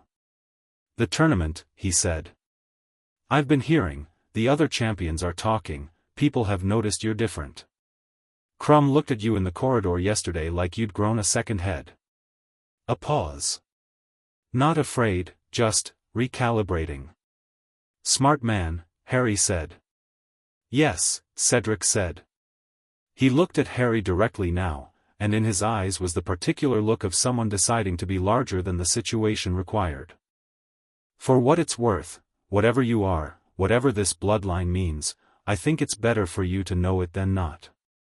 Anyone who'd want you smaller," he shook his head, "that says more about them." Harry looked at him. "Thanks, Cedric. Don't mention it." He started walking. "And Potter, keep her safe in all this. Whatever else is happening." "I will," Harry said. Cedric walked back toward the castle, and Harry watched him go, and thought that of all the unexpected things the last 2 weeks had produced, Cedric Diggory earning his genuine respect was among the least expected and most welcome. That evening, after dinner, the castle's atmosphere shifted. It happened the way atmospheres shift, not with announcement, but with accumulation. Harry was walking from the great hall toward the staircase when he became aware of it, a low current of anxiety running through the student body like a wire pulled too tight, conversation stopping when he passed in a way that was different from the usual tournament celebrity stopping. This was more concentrated. More directed. He found out why when he reached the second floor and nearly walked into Pansy Parkinson and a cluster of Slytherins who were gathered around a copy of the Daily Prophet, evening edition, which one of them was holding out with the expression of someone presenting evidence. The headline read, "Eastern Mystic Arrives at Hogwarts, Dumbledore Harbors Foreign Magical Agents?" And below that, in smaller text, "Sources close to the Ministry report unusual magical activity surrounding tournament champion Harry Potter, questions raised about foreign influence on British magical affairs." Harry looked at the paper. He read the byline, "Rita Skeeter," which told him everything about the quality of the reporting, and handed it back. "Foreign influence," he said mildly, to no one in particular.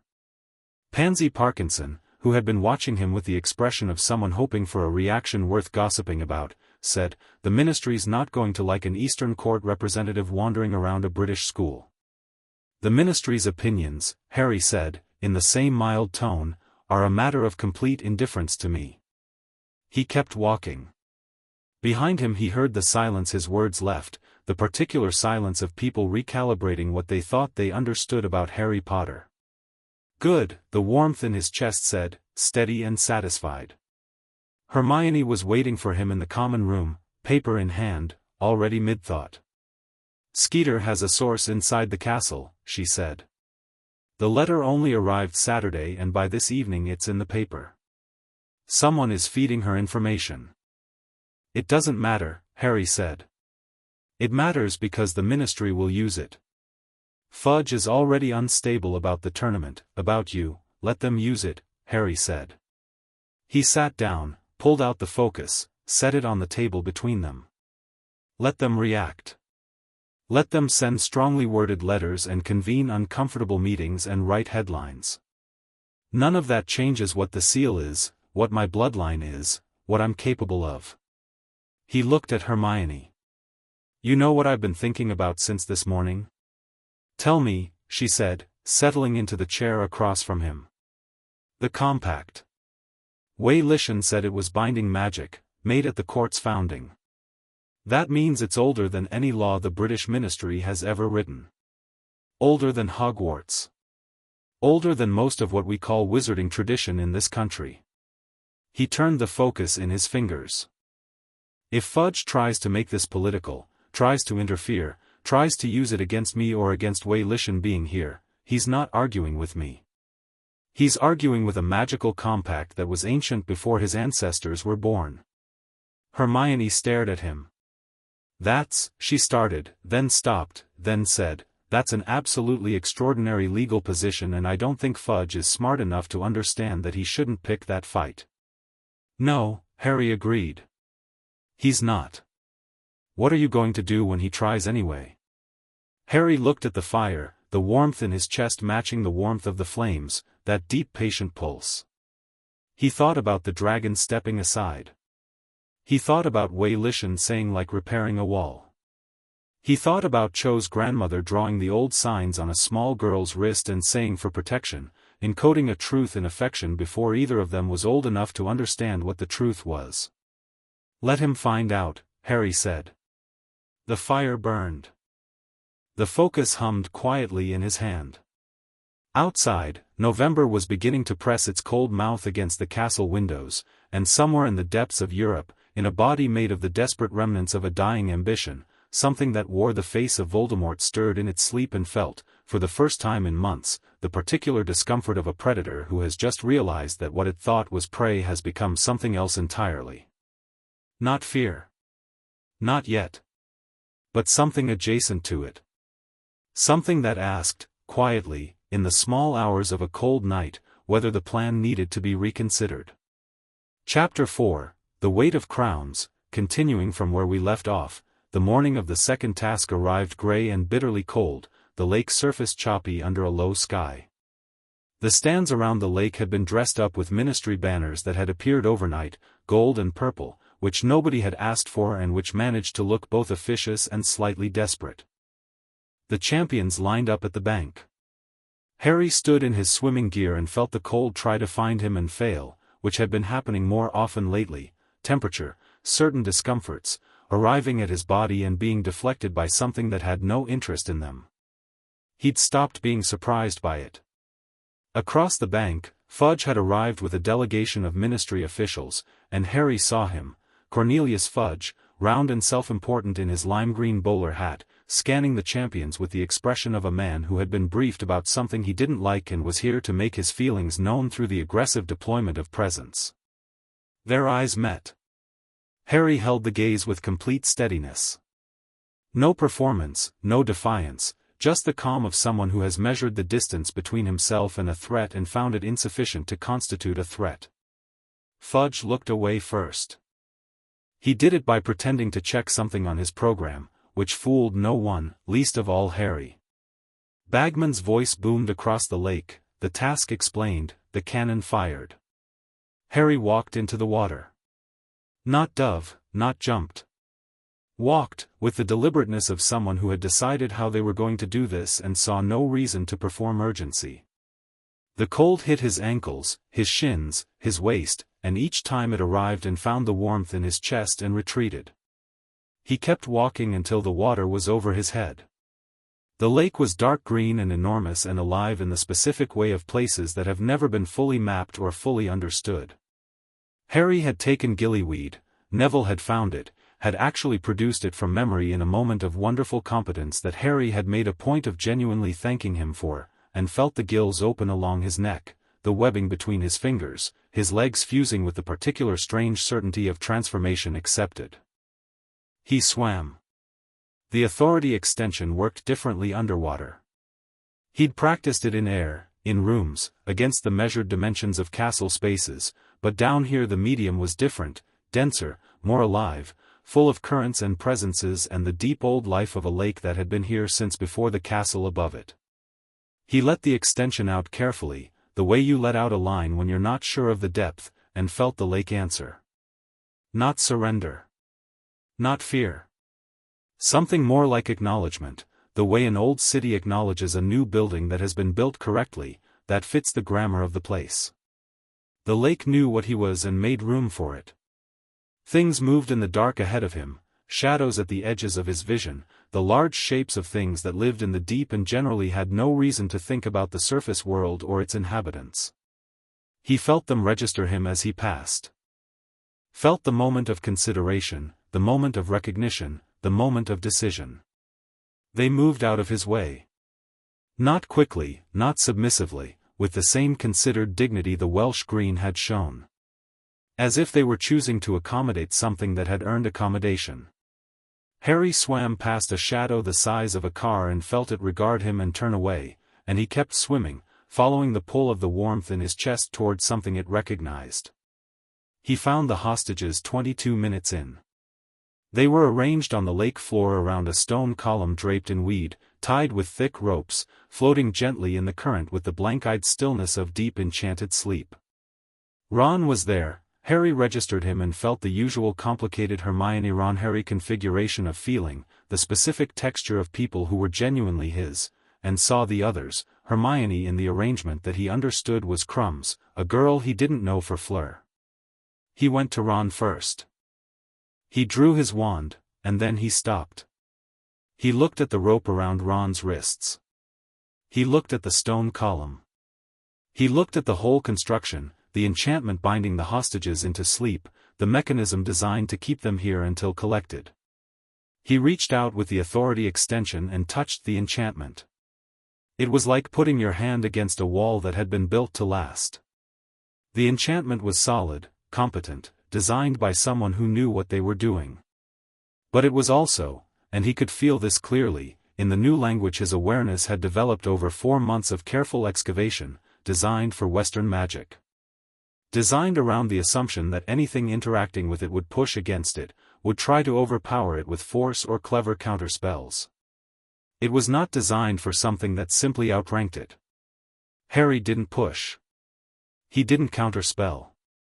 He let the authority rest against the enchantment the way a senior officer rests authority against a locked door, not battering it down but simply making clear that the lock has no standing here. The rope unwound. Ron drifted upward. Harry caught him, tucked him against his side, looked at the other 2 hostages. Hermione and the unknown girl, still asleep. He thought about the task rules, 1 hostage each, champions arriving separately, the reasonable design of the exercise. He extended the authority to both remaining ropes. Both unwound. He gathered all three of them and began swimming upward in thought, with the calm certainty that had become his new resting state, that he was going to take some points off his score for exceeding the brief and that this was completely fine, because the points weren't the point and had never been the point, and whoever had designed this tournament around points had fundamentally misunderstood what it was producing. He broke the surface 64 minutes before the task deadline. The crowd erupted. Not because of the time, though the time was remarkable, the fastest return, the only champion to arrive with multiple hostages. They erupted because of how he looked. The gillyweed was already reversing, the gills receding, the webbing dissolving, and Harry stood chest-deep in the lake in the grey February light, holding three people against his side with the ease of someone carrying things that weigh what he wants them to weigh, and the warmth of the seal was showing, not visible to most eyes, but visible to those who knew what to look for, a quality of presence, of weight, of something that made the grey morning feel lit from a different source. Cho was on her feet in the Ravenclaw stands. Harry could feel her from the water, which was new and startling and then immediately not startling at all. He waded out and handed Ron and Hermione to the waiting Madame Pomfrey, who received them with professional efficiency and very little fuss, and gave the unknown girl, she was Fleur's sister, he found out later, Gabrielle, 8 years old and utterly unharmed, to the older champion, who hugged her and then turned to Harry with an expression that was going to require French superlatives he didn't have. "You didn't have to do that," Fleur said. "I was already there," Harry said.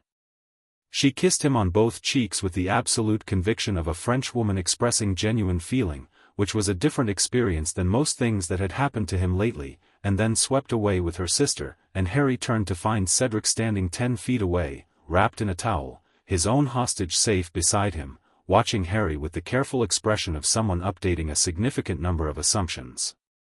"Your hostage is fine," Harry said. "I checked on her going up." "I know," Cedric said. "I passed you at the column. You didn't notice me." "I noticed you," Harry said. "I recognized you. I was focused." Cedric looked at him for a moment. "What's it like?" he said, and the question was genuine, stripped of competition, just honest curiosity. "All of it. What's it like to be you right now?" Harry thought about it seriously. "Clarifying," he said. "Like waking up slowly and realizing you've been dreaming for years." Cedric nodded. "Cho was right about you," he said, with the specific note of someone admitting something they'd needed time to arrive at. "She usually is," Harry said. The judges deliberated and the scores came back. Harry had been first out of the water, had returned 3 hostages instead of 1, and had technically exceeded the task parameters in a way that the rules hadn't specifically anticipated. Dumbledore scored him full marks. Bagman scored him full marks. Madame Maxime scored him full marks with the expression of someone who thought full marks was insufficient but was constrained by the marking scheme. The ministry official on the panel, a thin, pale-haired woman named Umbridge who Harry had never spoken to and already didn't like, awarded him 6 out of 10. She gave no explanation. She simply wrote it down and moved on with the practiced efficiency of someone who has decided their opinion doesn't need defending. Harry looked at the 6. He looked at Umbridge. She was not looking at him. He filed the 6 away in the specific internal location where he kept things that were going to matter later and moved on. Fudge appeared at his elbow as he was making his way toward the champion's enclosure, which took a particular quality of nerve that Harry acknowledged even as he found it irritating. "Harry," Fudge said, in the voice of someone who has rehearsed this conversation. "Wonderful performance. Really, quite spectacular. I wanted to have a word about our friend from the Eastern Court." "Wei Lishan," Harry said. "Yes, quite the envoy." Fudge fell into step beside him, his bowler hat slightly crooked from the wind off the lake. "You understand, Harry, that there are protocols. When foreign magical institutions make contact with British wizards, particularly young wizards, still students, there are ministry guidelines that are really in place for everyone's protection, what specifically would you like to say? Harry said. Fudge blinked. He'd been expecting the hedge to continue longer. I beg your pardon? You're working towards something, Harry said pleasantly. I find it easier if people say what they mean. What specifically do you want? Fudge's expression cycled through surprised, affronted, and carefully controlled. I would like the Eastern envoy to conduct any further meetings with you through official ministry channels, he said, with the satisfaction of finally getting to the point. Standard protocol for foreign magical, no, Harry said. The word landed in the conversation like a stone in still water. Fudge stared. The Long Dragon Compact predates the British ministry by over 1,000 years, Harry said, his voice conversational, as if discussing the weather. My bloodline's relationship with the court is governed by that compact, which is a binding magical instrument that has no obligation to route itself through your guidelines. Wei Lishan is here at my invitation, which is the only invitation that matters for this particular purpose. He stopped walking and turned to face Fudge fully, and whatever Fudge saw in his expression made the minister take one involuntary step backward. I understand you're finding this situation uncomfortable. I don't have a solution for that. Fudge collected himself with the determination of a man who has spent 20 years in politics and has learned to recover from being wrong-footed. Now see here, Harry, Minister Fudge, Harry said, still pleasantly. I won the first task. I was first out of the water today. I'm participating in your tournament and performing well, which is good for you. None of that requires me to manage your discomfort about my bloodline. He started walking again. Have a good afternoon. He left Fudge standing on the bank with his bowler hat and his protocols and the particular expression of a man who has just understood, for the first time, that the person he thought he was managing has never, at any point, been manageable. The champions' feast that evening was in a smaller hall than usual. The 4 champions and a smattering of teachers and judges gathered in the antechamber off the great hall with better food and worse conversation. Harry sat between an oddly quiet Crumb, who had been watching Harry since the lake with the focused attention of a competitor recalibrating, and Fleur, who had decided Harry was wonderful and was expressing this with the generous enthusiasm of someone who had moved past the need for restraint. You must come to Beaux Batons, she said, for the second time. Madame Maxime would love you. Zay whole school would, he goes to school here, Cedric said from across the table, in the tone of someone noting a fact. For now, Fleur said, as if this were negotiable. Harry ate his food and let the conversation move around him and thought about the third task. 3 months away, June, the maze. He'd been told the broad outlines, a hedge maze on the Quidditch pitch, growing through the spring, the Triwizard Cup somewhere inside. Navigate the maze, reach the cup first, win. He thought about what Wei Lishan had said in November, the conditions that allowed the rot become less favorable. He thought about what it meant that Voldemort was somewhere out there, not dead, growing stronger, waiting for an opportunity that Harry now understood was aimed specifically at him. The graveyard plan, whatever it was, whoever was running it, had been designed around a version of Harry that no longer existed. A version that could be maneuvered, that could be used, that could be brought to a specific place at a specific time by someone else's design. That version was gone. What replaced it was harder to use for someone else's purposes and considerably more dangerous to try. After dinner, Wei Lishan caught Harry in the corridor with the specific timing of someone who had been waiting for the meal to finish. Fudge spoke to you, the envoy said. It wasn't a question. He did, Harry confirmed. How did it go? He found it unsatisfying, Harry said. Wei Lishan's mouth curved very slightly. He's going to escalate. He has a woman, Umbridge, she was on the panel today, who he uses for difficult situations. She's more careful than he is, more genuinely dangerous. He walked with Harry toward the staircase, his staff quiet on the stone. Do not underestimate her because she seems small. I gave her a 6, Harry said. She gave me a 6. The envoy looked at him briefly. Yes. She's already measuring you. He stopped at the base of the stairs. Harry. I need to tell you something from the personal column. Not the court's official position. Harry stopped and gave him his attention. Wei Lishan was quiet for a moment, choosing his words with the care of someone who spent a great deal of time on precision. There are people around you who have your genuine interests at heart. Your friends, the girl, even the old headmaster in his complicated way. There are also people who want to use what you are for their own purposes, the Ministry for political cover, the Court for magical restoration, even Dumbledore wants to place you within a narrative he controls. He looked at Harry directly. None of them are wrong to want what they want. Most of them care about you genuinely. But the Imperial bloodline, what you carry, it is not for their purposes. It is not for anyone's purposes but yours and the living world's. I know that, Harry said. I know you know it, Wei Lishan said. I'm saying it so you hear it when it matters, which is later, when someone you trust asks you to make yourself into a tool for a cause and it will feel noble and right and the love will be genuine. He looked at him steadily. That's the hardest version. Not the enemies. The people who love you and are still wrong about what you owe them. Harry thought about Dumbledore's office. About prophecies. About being the one who had to do it in the end. Yes, he said. I understand. Wei Lishan nodded. Good. Now go to bed. You looked calm in the water today. I was satisfied with that. High praise, Harry said. The highest I give, the envoy said, without irony. Hermione found him in the common room at 9, when he'd been sitting by the fire with a Quidditch magazine he wasn't reading and thinking through things he needed to think through.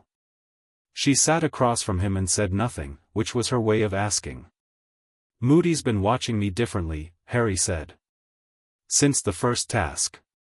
Different from everyone else who's been watching me differently. They recalibrate, they update what they think I am and they look at the new version. Moody doesn't recalibrate. He looks alarmed. Hermione was quiet for a moment. You've been thinking about this for a while. Someone put my name in the goblet, Harry said. Someone wanted me in this tournament, and they had a reason. Moody arrived the same year the tournament was announced. He's been pushing me toward preparation, toward specific choices, toward information I needed. He looked at the fire. He helped me. Genuinely helped me. But the helping has always been in a direction. Toward the third task, Hermione said. Toward the cup, Harry said. Toward whoever wanted me touching the cup at the end of the maze. A portkey, Hermione said. The cup could be a portkey. Yes. He turned the magazine over in his hands. Someone designed this whole thing to deliver me somewhere. To a person or a place. They designed it around a Harry Potter who needed to be maneuvered, who wouldn't see it coming, who would be isolated and then trapped. He set the magazine down. They've been watching me all year and they still don't understand that the design is obsolete. Hermione looked at him with bright, worried eyes. What are you going to do? I'm going to let them think the design still works, Harry said. Right up until it doesn't. She stared at him. The maze is June, he said. I have 3 months. I know there's a portkey. I know there's a destination. I'm going to spend 3 months making sure that wherever they're trying to deliver me to, what arrives is not what they planned for. Harry, Hermione said carefully. Whatever's at the end of that portkey, whoever put your name in the goblet, it's Voldemort, isn't it? Or someone working for him. The graveyard, the ritual, the restoration of his body. That's been the plan. Yes, Harry said. And you're still going to go? Yes, he said again. Why? She said, and she was not challenging him, she was genuinely asking, she wanted to understand the shape of the decision, the reasoning inside it. Harry looked at the fire for a long moment. Because he's going to come back eventually, he said. With or without me, with or without the ritual. He's too far gone to stop existing. The question isn't whether he comes back. The question is what meets him when he does. He picked up the focus from his pocket and turned it in his fingers, the warmth answering the touch. I'd rather it be me. On my terms. In a state where I'm not a frightened 14-year-old at the mercy of a plan I didn't know about. He looked at Hermione. I'd rather it be the Emperor's blood meeting the Dark Lord and the Dark Lord finally understanding what he tried to kill. Hermione was quiet for a very long time. Then she said, I'm coming with you to prepare. Everything you need to know about the ritual, about what he'll attempt, about every counter and every defense, I'll have it ready. I know you will, Harry said. And Ron, she said. And Ron, Harry agreed. She nodded. She looked at the fire. The world has terrible timing, she said finally. You're 14. I know, Harry said. You're handling it remarkably. Most days. He looked at her sideways. Some days I'd quite like to be playing Quidditch and arguing about homework. We could do that tomorrow, she said. Yeah, he said. We could. They sat by the fire until the common room emptied around them and the castle settled into its night sounds, old stone shifting in the cold, the ghosts making their rounds, the warmth in Harry's chest steady and patient and certain, the heartbeat of something ancient that had waited very long to find its way home and had no intention, now that it had, of being quiet about it. February became March. March became April. The maze on the Quidditch pitch grew visibly, the hedges thickening and darkening week by week, the whole structure taking on a presence that was part of the castle's atmosphere now. You could feel it from the windows, something contained and building, like weather in a bottle. Harry trained. He trained with volition on the precise application of authority in combat contexts, which the envoy called declaration work, in which Harry came to understand as the ability to make the ground rules of a conflict clear before the conflict started. Not shouting, not threatening. The authority simply laid down what was real, and things that contradicted what was real found it increasingly difficult to sustain themselves. He trained with Hermione, who had amassed a collection of books that would have alarmed their teachers if discovered, books on dark curses and countermeasures and ritual magic, and specifically on the kind of resurrection ritual that required blood. She had read all of them and cross-referenced and had produced a document in her small handwriting that ran to 12 pages. Harry read it twice. He understood it clearly. He had stopped finding the subject frightening, which was something he didn't say to Hermione but which she noticed anyway. He trained with Cho, on the extension and the focus, on the deeper registers of the imperial authority that they were both, in different ways, still learning the edges of. The sessions had changed in texture over the months, less instruction now and more exploration, both of them working at the boundary of what the scrolls covered and what they were discovering themselves. One evening in April, Cho pressed her hand flat against his chest directly over the seal, the way she'd done that first time in the alcove, but without the hesitant approach of then, with the directness of someone who had earned the gesture over months. It's different, she said quietly. From October. The color, the depth.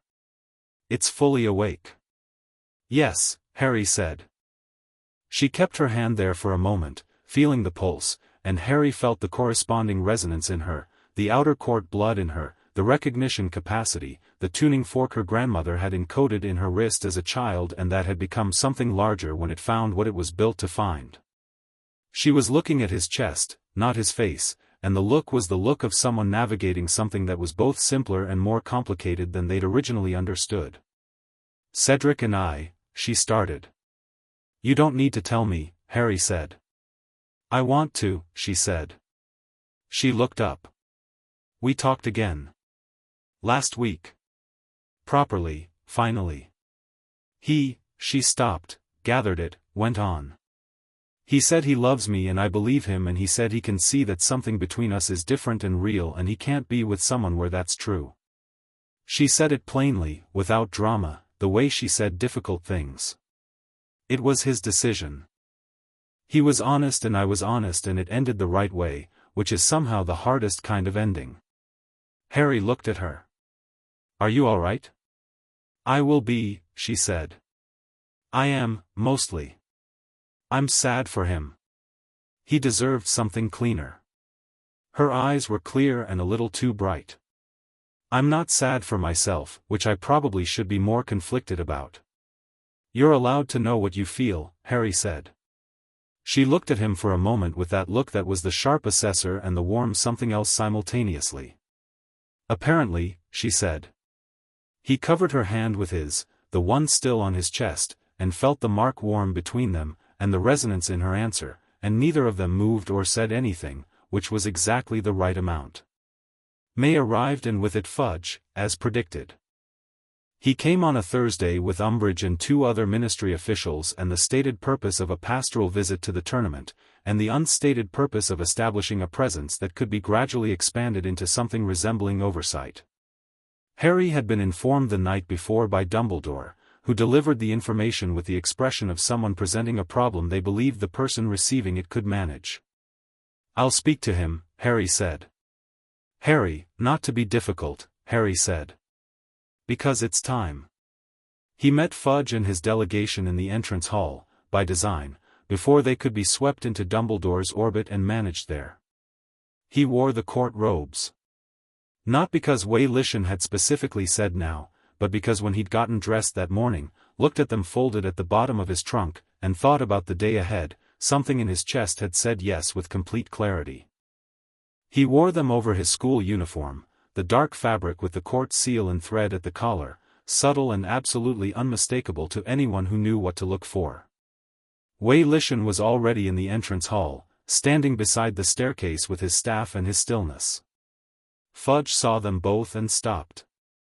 Not a social stop. A physical stop, the kind where the body has understood something the mind is still catching up to. Umbridge, just behind him, also stopped, and her pale eyes moved from Harry to the robes to the seal at his collar to Wei Lishan and back to Harry, and her expression didn't change in any way that would read as emotion, but it shifted in the way of something re-evaluating. Minister Fudge, Harry said. Welcome to Hogwarts. Harry, Fudge said, recovering, extending a hand that Harry shook with complete ease. Wonderful. And Mr. Wei, First Envoy Wei Lishan said, pleasantly, and his tone made it absolutely clear that the correct form of address was the one he'd just provided. Fudge's delegation was looking at Harry's robes. Harry let them look. We thought we might have a discussion, Umbridge said. Her voice was softer than he'd expected, almost sweet, with a particular practiced quality that made the softness feel deliberate. About the court's involvement with a minor student. Informally. Of course, Harry said. Though I should tell you at the start that the court's involvement with me is governed by the Long Dragon Compact, which predates the British ministry by roughly 12 centuries and which carries its own legal and magical authority. So the discussion will be somewhat limited in terms of what it can produce. He smiled at her, genuinely, pleasantly, and watched her eyes, which were doing something careful and internal. But I'm happy to have it. The discussion happened in a room off the entrance hall that Dumbledore appeared for approximately 3 minutes before concluding, with the instinct of a man who has been managing difficult situations for 60 years, that his presence was not required. He left. Harry sat across from Fudge and Umbridge and 2 officials whose names he didn't retain, with Wei Lishan to his left, and the discussion was exactly what he'd said it would be, limited in terms of what it could produce. Fudge made his points about ministry oversight of foreign magical contacts. Umbridge asked careful questions about the nature of the court's interest in Harry. Harry answered everything directly, without evasion or defensiveness, with the calm of someone who understood that the information he was providing could not be used against him because it was too solid to weaponize. Every time Fudge or Umbridge tried to frame the situation as something requiring ministry management, Harry gently and thoroughly explained why it didn't. Not aggressively. Not rudely.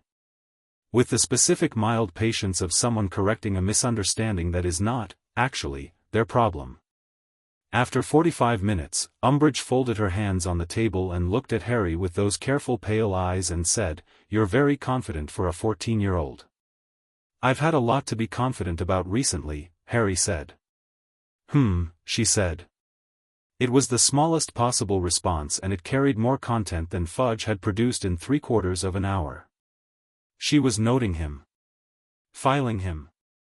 She was the kind of person who collected information the way other people collected debt, and Harry made a note to himself about her, a note that went in the same internal file as the 6 out of 10 from February.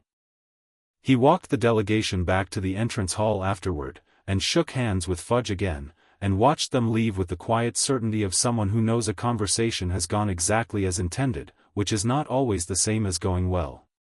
Wei Lishan came to stand beside him as the great doors closed. "Well done," the envoy said. "Umbridge is going to be a problem," Harry said.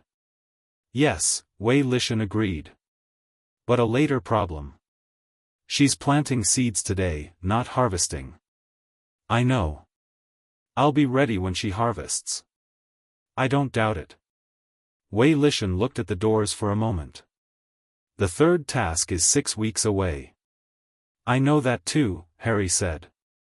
"Whatever is waiting at the end of that maze," the envoy started. "I know," Harry said. He turned and looked at Wei Lishan, at this man who had been honest with him every day since arriving, who had taught him in the old way, through better questions, who had said I will do my job honestly and if it conflicts with your interests I will tell you so. "Thank you," he said. "For everything since October." Wei Lishan looked at him and his expression was complicated in the way of someone who is genuinely moved and genuinely professional simultaneously, and who has been doing this long enough that the two don't conflict. "Excavating what was already there," he said. "Don't thank me for that." Harry smiled. He walked back into the castle, and the warmth in his chest was the warmth of something that has been growing towards something for a long time and has just understood that it is nearly there, and is not afraid of where it's going, and has never, not for a single moment, intended to arrive as anything less than exactly what it is.